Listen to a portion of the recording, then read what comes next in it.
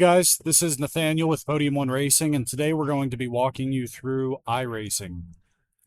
So, on our desktop here, you're going to see that we have two different applications. One is going to be the iRacing UI, and the other is going to be the iRacing member website. So, whenever we want to launch iRacing, we're just going to launch the iRacing UI, and we'll double click on that. And then we see a splash screen pop up, and then we've got this iRacing window. Now, the iRacing member website, this just takes you to the web browser with iRacing and shows you, where you can change, make changes to your membership, renew subscription, change password, email, all of that. So we're not going to launch that whenever we want to use iRacing. We're going to launch the iRacing UI. And then right here is our login screen. And once you click that, you're just going to put in your email and password. And once you log into your account, you're going to see the iRacing UI. Now, if you have anything pop up like this that requires an update, iRacing has to have certain content installed to even launch. So what I always do is down here at select content, I will select required, and this will only update what's required to get iRacing to launch. So we'll download that real quick. And you will see this iRacing updater. So whenever you see this, it'll tell you how much time is left, what the speed is, and how much of the size of the download is completed. Okay, so after iRacing updates any of the essential updates needed, this is the first time logging in on this account on this PC, so we're going to get a couple messages. I'm just going to click continue. So iRacing is going to be the main sim software that we use, right? I'd say this is kind of the industry standard for sim racing. What they do is they actually go out and laser graph all of the cars and tracks that they input into the software. So everything you are seeing and feeling is completely one-to-one with how the track is, or, the car in real life. But right here on the home page, you see this menu on the left side is how you navigate different pages on here. But the home page, they're just going to have some news, some iRacing stuff that's going on, different sponsors, recent results, also just some special offers that iRacing has going on right now. If you go to profile, this is going to show you how you're doing for all the different types of leagues or different licenses. So there's oval racing, sports car racing, formula, dirt oval, and dirt road. And what you're seeing right here next to this rookie 2.5 is going to be your safety rating. So safety rating is going to be a rating that you get whenever you're racing online, just based on how safe you're being on track, right? If you get into a car or into a online race and you're just crashing everybody out, your safety rating is going to tank, and iRacing is going to not put you in races with people who have a higher safety rating, just because if there's a group of people that are just getting online and crashing a bunch of people out, they're not going to let you race with people who actually take it seriously. And then your I rating is going to be determined based on how well you're doing in the races, how you're finishing. And then as your I rating goes up, that's how you start moving out of the rookie class. So it starts you out in rookie. Some people take a couple months to get through it. Some people take, a few days or a couple weeks. It really just depends on how often you're doing online races. So if we go to this official tab under multiplayer, this is going to be all of the official online races. So these are all going to be for rookie. You can see there's the rookie class right here under all of these, but there's races going on every 15 minutes. So you can see all of these are starting at 3 p.m. And then if we go down, all of these are starting at 3:15 and then 3:30. So every 15 minutes, there's races auto-populating in here, and it'll tell you, like right here in the upper right hand corner of each one of these squares, there's an update required. So that means that you either don't have the car or the track required for this race. So once you click on it, it's just going to have you update that content down here. And once you update that, you'll be able to register for the race and join it. Now, if we go back into the official tab, you can see there's a race schedule that you can download. You can also see what's up next. That way, and this is showing only eligible, but well, it says there's no upcoming races at this time. Well, in the official series, these are all the races you would be able to join. And as you move up out of rookie class, you'll start seeing more and more races become available in different classes that will unlock more and more content. So, in rookie, you're going to be limited to only racing rookie cars. But as you move up, you're going to be able to race a lot more cars online. Now, hosted, this section is going to be for all of the hosted races. So what a hosted race is anybody with an iRacing account can go in and create a hosted session. And it's basically where you're running a server that other people can go in and join. Now you can make it to where it's password protected, or just leave it open. And that's going to, if you've got a community of people that you're racing with and you create a hosted session for everybody to join, you share the password with them. There's a pre-configured track and, either one car or it will have multiple cars that, a certain class that you can pick from. And then you can configure it to have AI drivers in there with you, have it to where only people within a certain class can join this race. You have to have a certain I rating to join it, things like that. That's all configurable. So in the hosted section, if you come up here in the top right corner to create a race, we'll click new race. And then this is going to take you through to create your own hosted race. So you go and put the session name, password, description of it, server details, select your admins. So these are people who can, clear black flags and make changes to the race. Time limit. So you can set it to where there's a practice, an open qualifier, and a race. Or if you hit this drop down, say you want to open practice only or only the qualifier and the race, things like that. And then you can select the duration of those, plus the entire duration of the hosted session. Now, iRacing does charge you to host sessions. So, say we've got a 2-hour long event, it's going to be $1. But if we want to do 11 hours, it's going to be $5. So it just depends on how long the session is, on what the cost for that is going to be. And then down here, you choose your car. So you would choose a car, or if you click here to use car classes, you would only choose a specific class, right? So this is still going to display the cars, but it's going to tell you how many cars are in that specific class. So if we were to come and choose like a GT3 car, GT3 2025, there's 11 cars in that class that people joining this hosted session would be able to choose from in the race. And once you choose the class, you can choose the track, and you add that, weather, you configure all of the weather. If you want realistic, you would do forecasted weather. Static weather is just going to be just that, static conditions. And then you can configure different race options as well.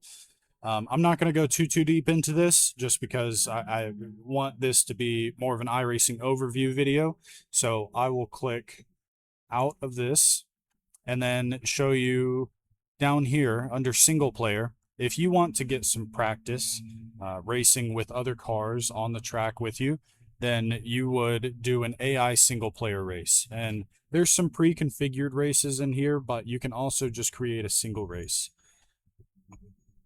And very similar to how you configure a hosted session is how you're going to configure an AI race. So, you would choose if there's a practice, qualifier, or race, choose your car and your tracks, but same thing, track options, time of day, weather. But down here on this last tab for AI components or AI opponents, it's going to show you what class they can all pick cars from. So they're just going to randomly be in any one of these GT3 cars. The number of AI drivers, AI type. So right now it's on adaptive, but you can have a fixed skill range where, it's going to have a slider that you can select the skill spread. So you can see right now this is amateurs, but if you drag this up, it goes to hot shoes, pros, aliens, cheaters, and that is it. But if we keep this down low, that is going to be rookies. So from 0 to 25%. But we'll keep this on adaptive, and then you can select just the challenge level if you want low, medium, or high challenge. And then you choose your starting grid position. So if there's 19 drivers plus you makes 20, if you want to start in very last, you would keep this up there, or you can start at the front of the pack or kind of in the middle. But that's how you would create your own AI race, and then you just update that content and join it. So now we're seeing the iRacing is closing itself, and it will reopen as soon as the update is finished. So now this says done, and iRacing is going to relaunch itself. So after that's done, we can click back on test drive. We'll see both of those cars, that car and that track are updated now, and we can click test drive.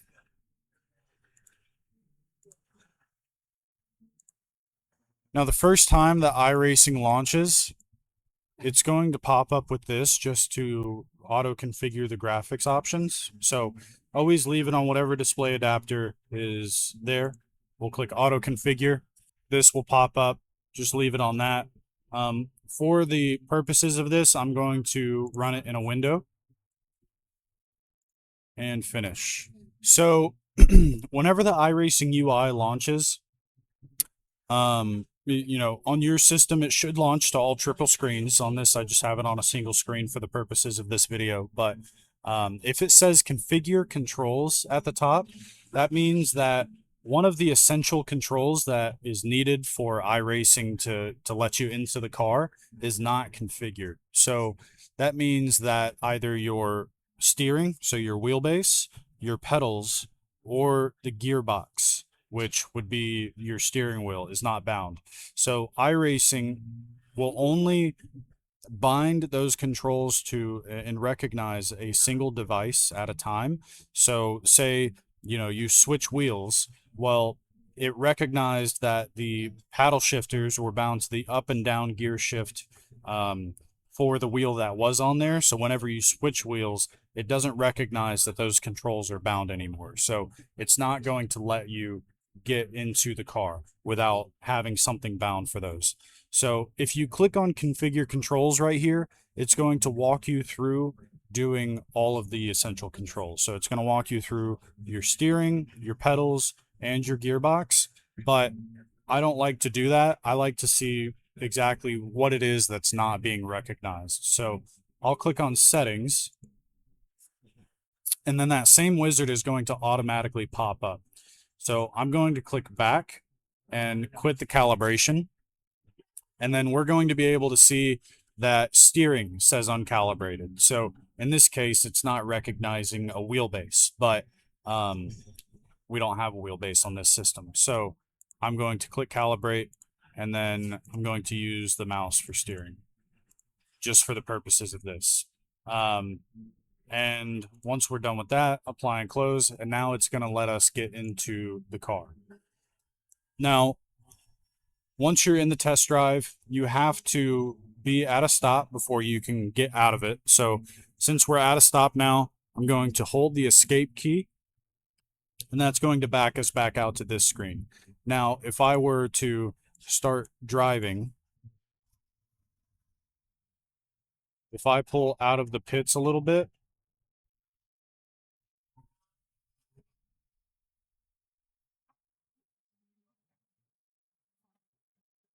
now, if I'm holding escape to get out of the car, it says car must be stopped to reset car and get out. So I'm going to come to a stop, and now we can hold escape, and that's going to back us out. Now, on this page, the main page that you load into a test drive on, you have your quit button your settings and garage. So garage is where you can set up different car setups, all the, tire pressures and things like that. Settings is going to be where you bind your controls. You can map, your steering pedals, gearbox. There's also a lot more key binds in here that you can bind for all kinds of things.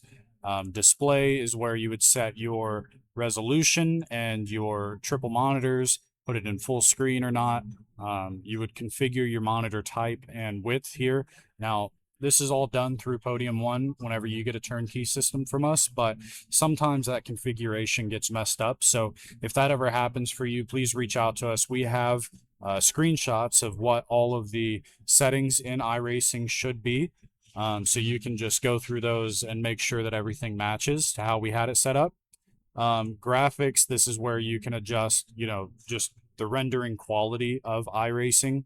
Also have it display the steering wheel, hands. You can turn that off, have it static. Static with display is only going to show the steering wheel if the steering wheel has a display on it in the car. But this audio tab is where you would select your audio output device and adjust all of those volumes and whatnot. And I will make another video going deeper into the settings of iRacing and everything you can change in there. But for right now, we will get out of that. And then there's these replay controls down here at the bottom. So if I were to jump to start and play it, we can see replays of, if I was going around the track multiple times, you can see replays of specific laps. You can see replays of, different sections that you're racing on the track, just if you want to go back and watch that. But that's pretty much all we use this iRacing UI with, what I showed you as far as the settings and replays and all of that. There's a lot more functionality and features to iRacing that we probably don't make the most of, but all of that is there and available to you. If you have any more questions about iRacing or going deeper into that, please reach out. And I do plan on making a lot more videos going deeper into this because, like I said, this is the main sim racing software that we like to use. So I want to make sure that as a Podium 1 customer having a turnkey sim from us, you have all of the resources necessary to know how to get the full usage out of iRacing. But yeah, if you have any questions, feel free to reach out and stay tuned for more videos.